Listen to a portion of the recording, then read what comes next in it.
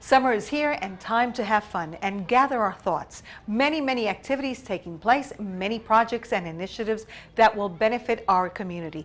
This and much more on this edition of Your Community.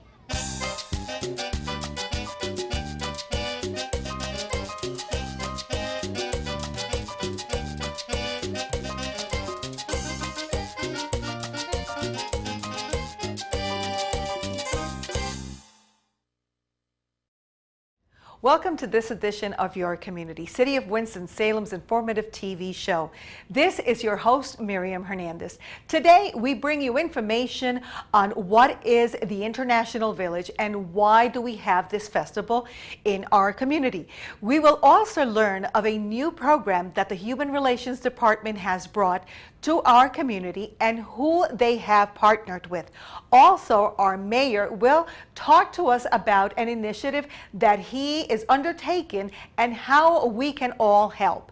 And last but not least, what is the summer feeding program and how can our children take advantage of it? But first, let's hear from Brikene Bershaw from the Human Relations Department on what is the International Village. Okay. What is International Village?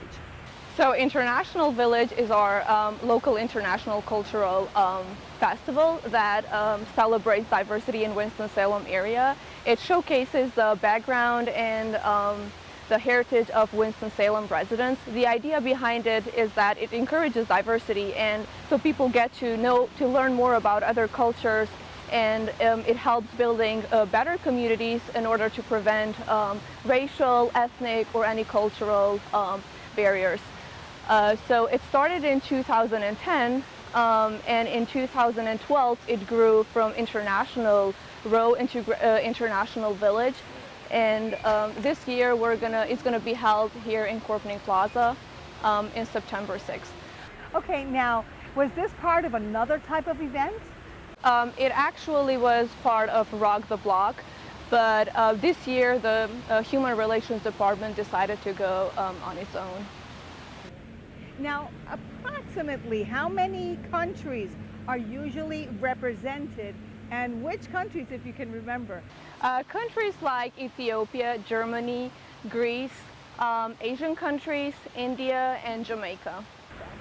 Now, can other organizations come and set up booths around Corponing Plaza for the event? Yes, they can. Every organization is welcome to do so. All they have to do is just contact our office, more specifically our outreach specialist, and get a form and sign up for it.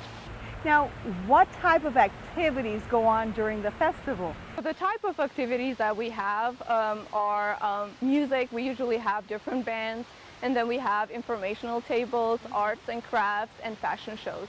Now, we're saying and we're talking about everything. When does it take place? It's going to be on September 6th from 12 until 8 p.m.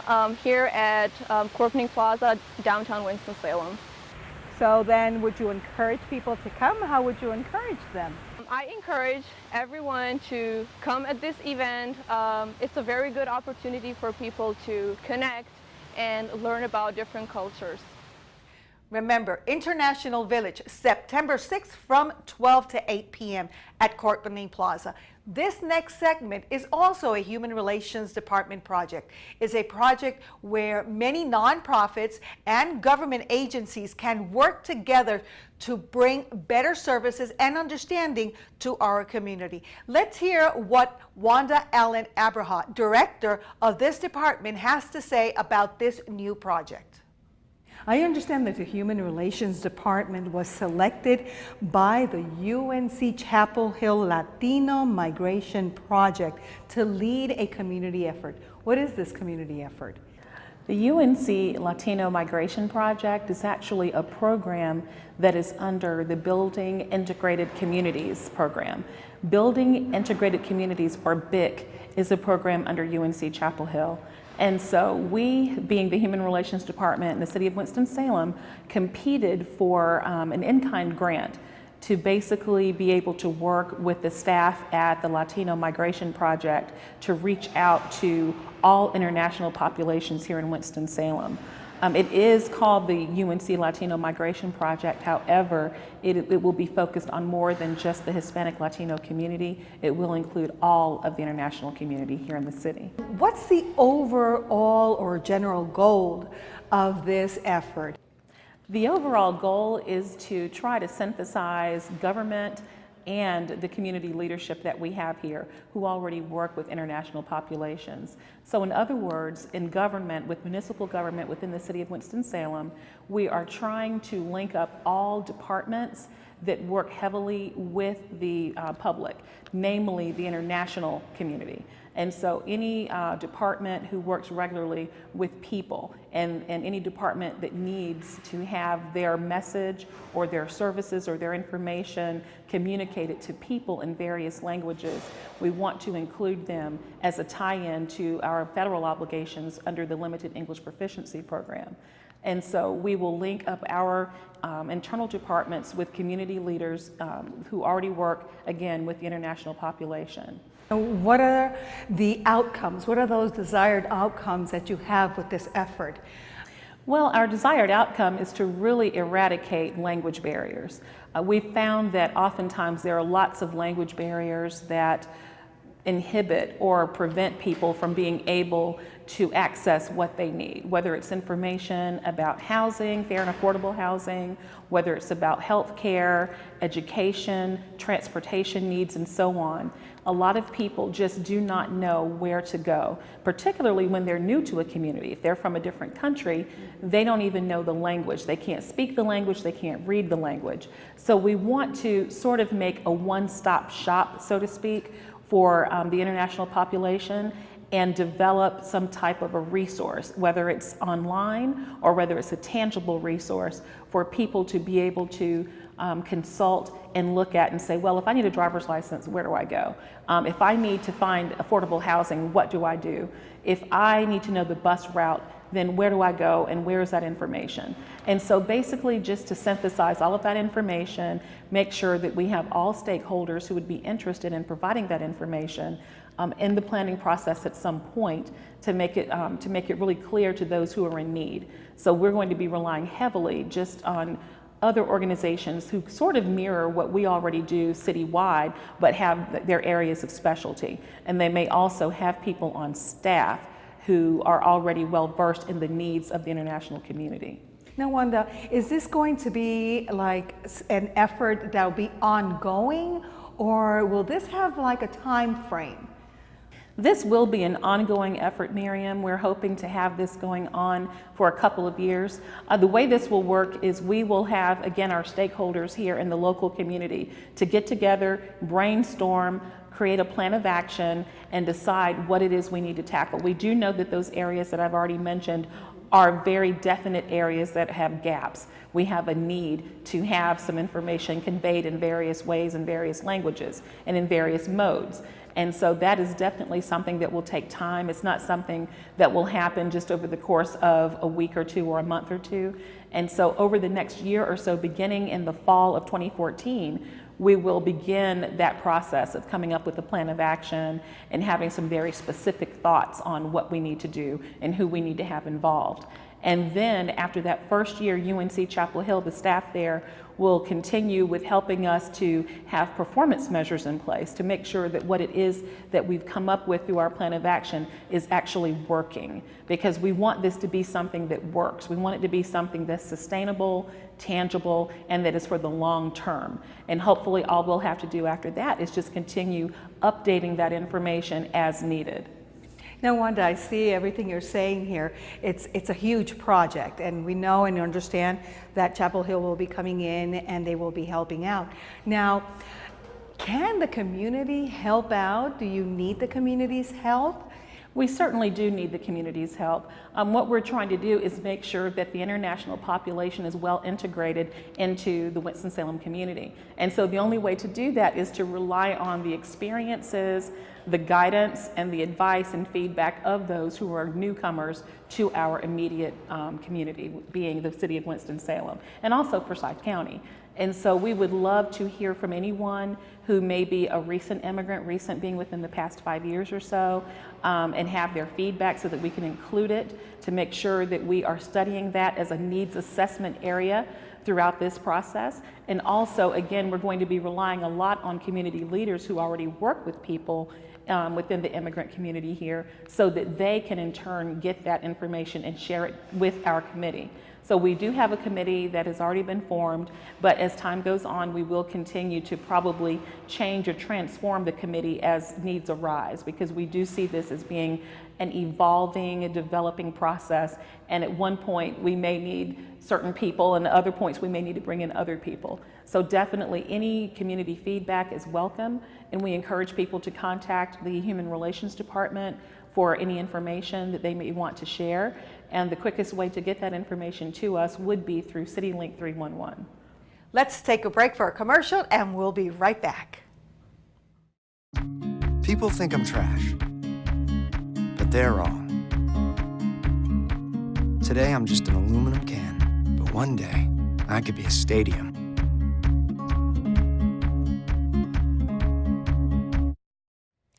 Welcome back to this edition of Your Community. I'm your host, Miriam Hernandez.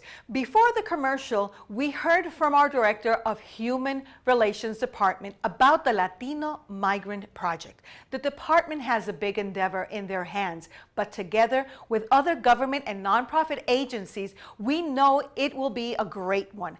Now, our mayor has another great initiative in his hands, and this one has to do with poverty and what our community can do about it. Let's hear what Mayor Alan Joines has to say to us. Mayor Joines, why does the city of Winston-Salem have this poverty initiative program? Well, I think individuals living in poverty, one, is just wrong. We as a society have an obligation to help them move out of that poverty level. Now, who is involved in something like this? Well, in order to address this, we're going to have a wide range of individuals working on this. Currently, we believe that about 22% of our citizens live at or below the poverty level in Winston-Salem. There's been a lot of efforts made at addressing poverty over the past 50 years. In 1964, President Lyndon Johnson declared war on poverty. And the federal government has spent something like $1.5 trillion in that regard. And they've lost because our poverty levels are just as high today as they were in 1964. So obviously something isn't working. So my thought is here in Winston-Salem, we've got most of the ingredients in place, most of the agencies in place to do the work, but it's just not working. So the challenge is to find a way to make it work better.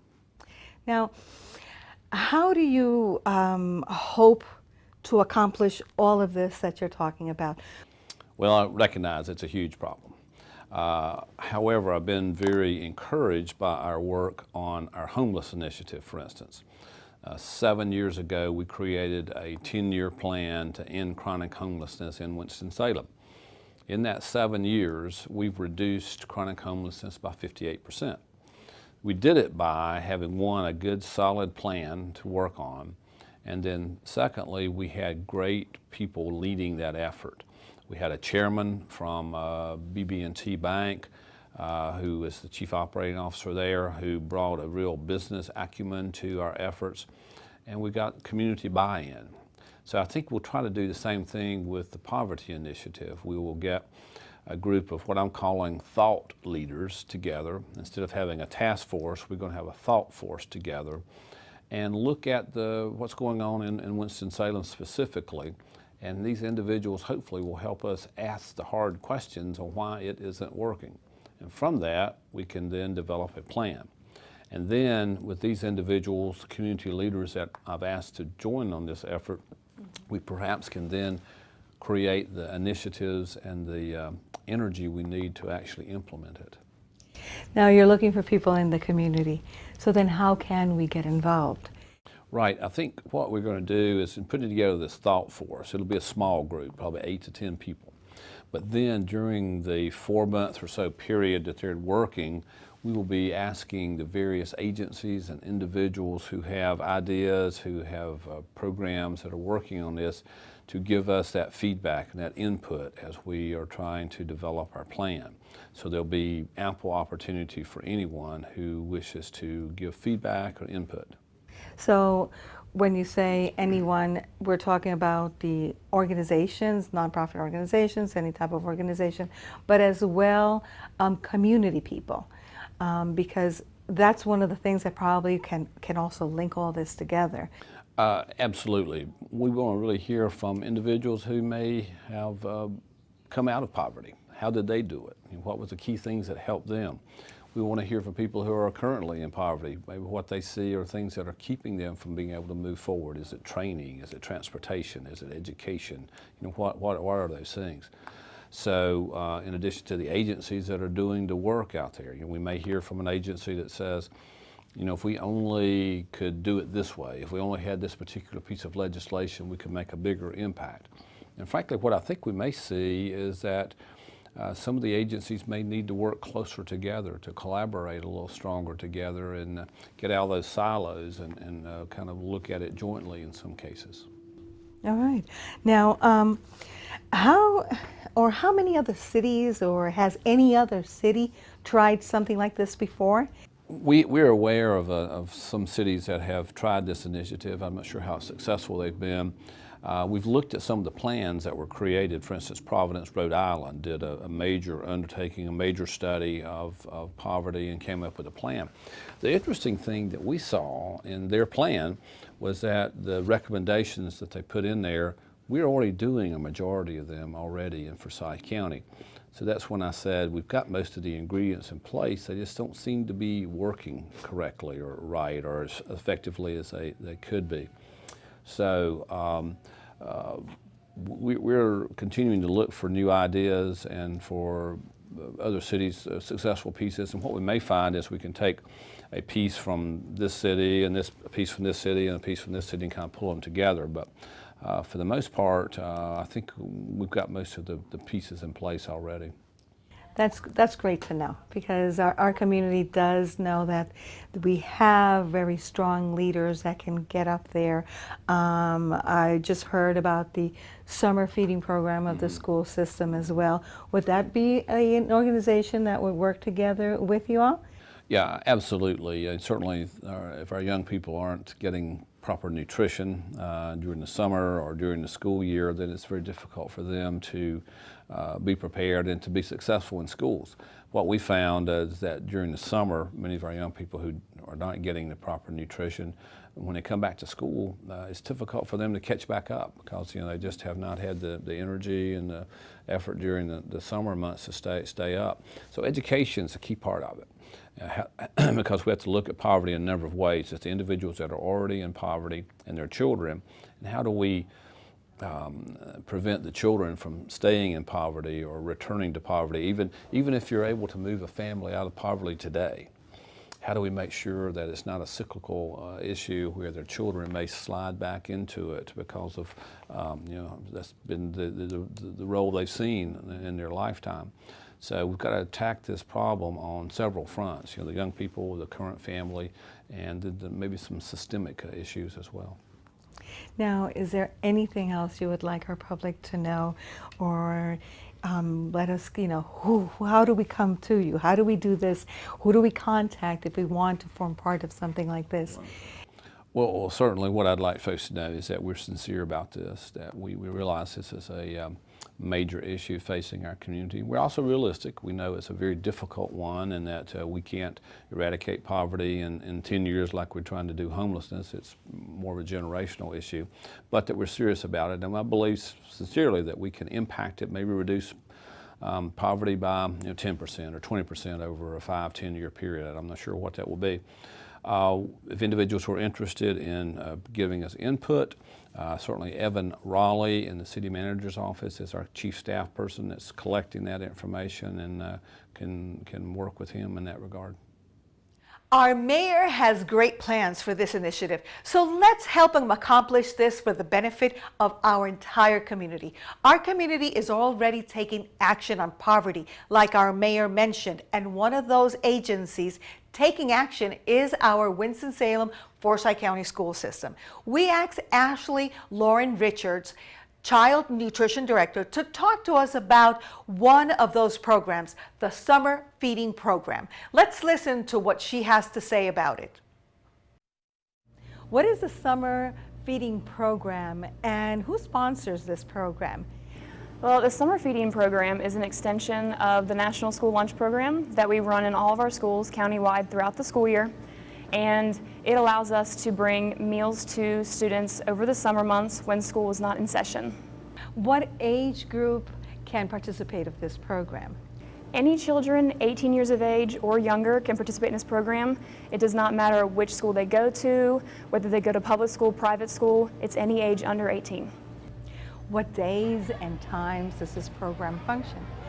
Well, this year the program is Monday through Thursday. Breakfast is offered 8:15 to 8:45, and lunch is offered from 11:30 to 12:30. We have about 20 sites throughout the district that are accessible, and we also are offering a Friday option as well this year. What types of foods are being offered? Well, the foods are very similar to what we offer during the school year. We have specific subgroups that we have to meet and specific nutrient requirements such as protein, calories, things with calcium, sodium requirements. So we try to stick with those as we do throughout the year. So you may see chicken nuggets, popcorn chicken, spaghetti. All those meals are going to be hot, so the kids have the hot meals throughout the day as well. So is it only a lunch program or is it breakfast and lunch? It is a breakfast and lunch program. We have breakfast and lunch at all of our sites. And are all the sites different times or are they all at the same time during the morning and lunch time? All the sites throughout the district are the same service times for breakfast and lunch. Where can the parents go to find out what schools are participating in this program? They can contact the Child Nutrition Office with the school district, and they can also visit the district website. There is a link on there for summer meals. If they click that link, it will give them a list of all the sites that are available. Now, this is a really great program. And what else? Is there something else you would like to let our public know about this wonderful program, the Summer Feeding Program? Well, Miriam, I mentioned that the meals are offered at these sites Monday through Thursday, and we also have a Friday option. And this year the district's going to be closed on Fridays, but the district was very adamant about still having something offered for those families on Friday. So we were very fortunate that we got a grant through the Ronald McDonald House Foundation to help provide us with some funding to do some backpack type meals to be able to send home with students on Thursday, provided that the families complete a liability waiver. That meal can go home with them and they have access to meals on Friday. Let's recap. Remember, International Village Festival, September 6th from 12 to 8 p.m. at Corpany Plaza. And if you would like to participate, call CityLink at 311 and ask for the Community Outreach Specialist, and she will get you a participation form. Second, the Latino Migrant Project. Any ideas? Call CityLink at 311 and ask for the Human Relations Department. Mayor's Poverty Initiative. Opinions and ideas, please call Evan Raleigh in the City Manager's Office. And for more information on the Summer Feeding Program, go to Winston-Salem Forsyth County Schools website and click on the Summer Feeding Program news feed. We hope that all this information has been of benefit to you all, and hoping you all have a wonderful summer. Till the fall, I'm your host, Miriam Hernandez for WSTV 13, City of Winston-Salem.